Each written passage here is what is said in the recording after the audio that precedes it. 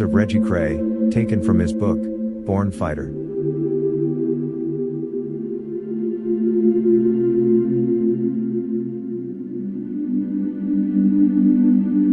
One pub Ron never did like was the Blind Beggar in Whitechapel Road, Stepney.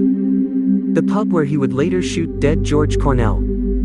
It's been renovated since then, of course, but in the old days, Ron hated the sight of the beggars, and called it a dump. He must have had a premonition about it. We used to go to various different pubs, like the Crown and Anchor in Cheshire Street, and the Grave Maurice in Whitechapel. It had little private cubicles, and they served lovely beef sandwiches.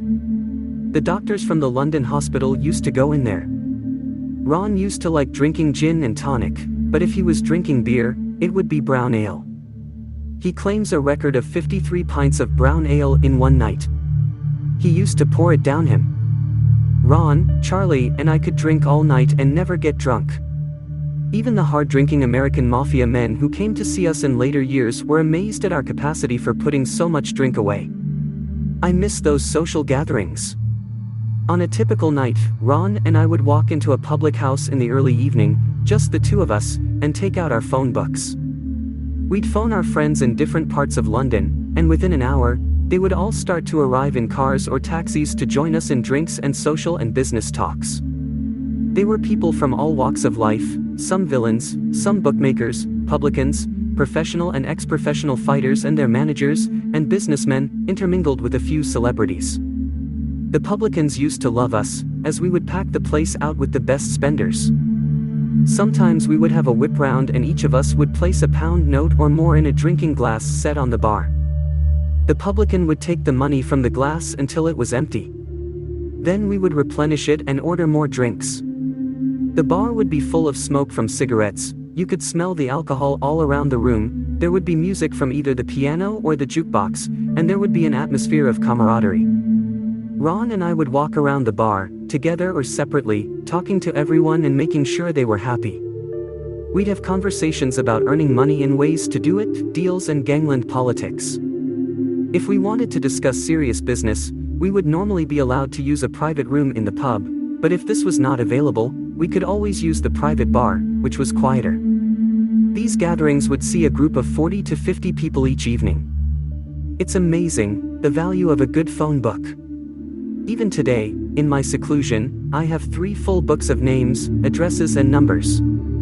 The publicans would usually lay on sandwiches, pickles, crisps and peanuts, and once a week, on a Monday, we would get up a list for the aways. Everyone in the pub would donate some money, according to their means, for the wives and families of those in prison. Some of it would go to help the cons themselves. Most nights we would, with the permission of the publican, stay behind for some after-hours drinking, and sometimes we would have a party upstairs. If we felt like it, we could always go to a club locally or in the West End of London, and we would leave in a cavalcade of cars. Some of the drivers were, of course, over the limit. The pubs we used, and the clubs, too, would be like car parks outside with a galaxy of different cars belonging to our friends. Even the cars added color to the procession. These would be really interesting nights, with all the politics of the criminal underworld involved, and the politics of other businesses too. We all enjoyed the good music and the drink.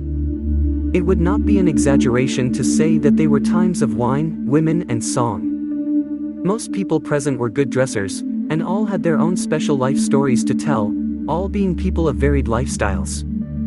I can remember one evening in particular when the ballad singer Kevin O'Connor joined us for a drink. Ron asked Kevin to sing us some songs, and he went up onto a little stage to perform. We all had one of the best evenings ever. Another time we were joined by 2 little midgets who were friends of Ron's. John Pearson, the author, who wrote a book about us titled, The Profession of Violence, was in the pub researching for the book. Ron spoke to the 2 midgets quietly. He said to them, "See that feller over there? He's writing a book on me and Reg, but I want to make sure he doesn't mug us off, so before the night's out, have a word with him and tell him to be careful." I watched all this from a distance, and it was quite amusing. The 2 midgets walked to the bar where Pearson was standing and they tugged at his trousers.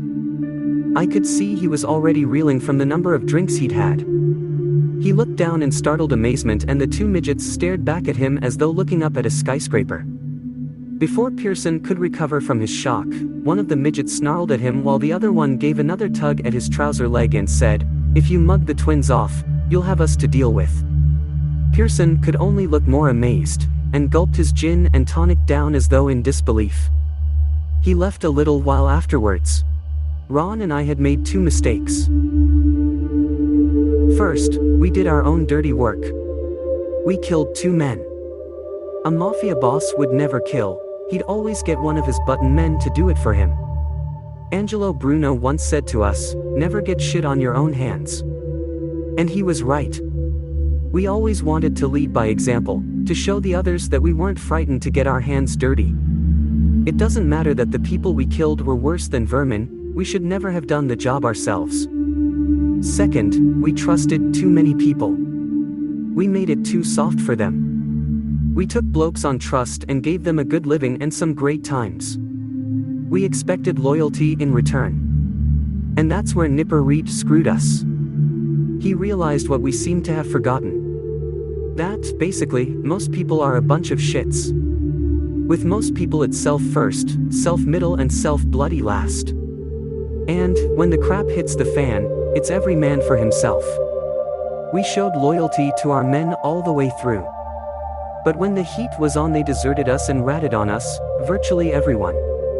That's why the Krays went down. We knew the net was closing in on us. We could have tried to run but we didn't. Why? Because, in all honesty, we didn't think we would go down. We underestimated the cunning and the cheating of the police. And even if we did go down, how could we have possibly guessed that the penalty would be so unbelievably monstrous? But what the hell, at least we reached the top of the pile. We've seen and done things most ordinary guys could only dream about, met people and felt excitement most people never get the chance to feel. The end came for Ron and me at around 6 o'clock on the morning of 9th of May 1968. We decided on a real old knees up the night before to try to forget our troubles. Ron was in a good mood but I really had the blues. But it was a good night. We went drinking in a pub called the Old Horns in Bethnal Green Road, then we moved on to the Astor Club. We stayed there until 5 in the morning, that's how good a night it was. Ron had a companion with him, a young man, and so did I, although my companion was of the female variety. No woman had ever replaced Frances in my life, but every man needs a little company every now and then. We went back to flat 43, Braithwaite House in East London, home of our mother and father who were on holiday in Suffolk at the time and had just got into bed and were starting to doze off, when the front door came flying off its hinges and the place was jam full of coppers, led by Nipper Reed. They stuck handcuffs on us and Nipper made the usual arrest statement. We didn't pay much attention. Being arrested wasn't a shock, we'd been expecting it for a long time. We still thought we'd beat the rap, but if we didn't it was just a matter of guessing how many years. Not too many, we thought, and then we'd be free men again. Little did we know. As London woke up on that sunny May morning in 1968 and two sleepy gangsters were driven at record speed to Scotland Yard, we knew only one thing: the party was over, but it had been great while it lasted.